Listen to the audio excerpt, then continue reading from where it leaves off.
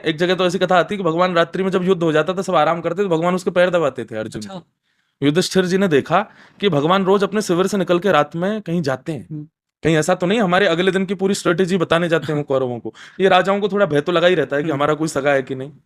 तो युधिष्ठिर ने एक दिन पीछा किया भगवान का, ये जाते कहाँ हैं। तब उसने देखा कि भगवान अर्जुन के शिविर में चले गए। तो युधिष्ठिर घबरा गया, बोले कहीं अर्जुन को मार तो नहीं देंगे, कहीं रात्रि में विष तो नहीं दे देंगे। राजा भयभीत तो रहते ही हैं।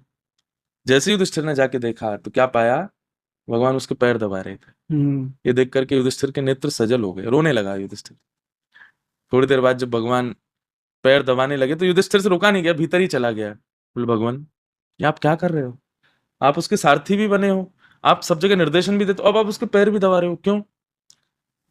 तो तुरंत ठाकुर जी ने अपना हाथ दूर किया। हाथ दूर करते ही क्या हुआ कि अर्जुन कांपने लगा। युधिष्ठिर देख रहे हो, बोले हाँ कांप रहा है। और जैसे ही भगवान ने स्पर्श किया शांत हो गया। बोले क्यों, ये हो क्या रहा है इसको। बोले कि जब मैं हाथ हटाऊं ना तो अपने कान लगा करके युधिष्ठिर अर्जुन के किसी भी अंग को सुनना। जैसे ही भगवान ने हाथ हटाया, अर्जुन युधिष्ठिर ने अपना कान लगाया तो अर्जुन के रोम रोम से श्री कृष्ण श्री कृष्ण श्री कृष्ण श्री कृष्ण ध्वनि प्रकट हो रही थी। बोले वो इतना प्रेम करता है कि 24 घंटे मेरा स्मरण करता है, और केवल मन बुद्धि से नहीं, अपने रोए रोए से मेरा स्मरण करता है। इसलिए मैं आकर के उसका स्पर्श करता हूं ताकि वो रात्रि में सो जाए चैन से।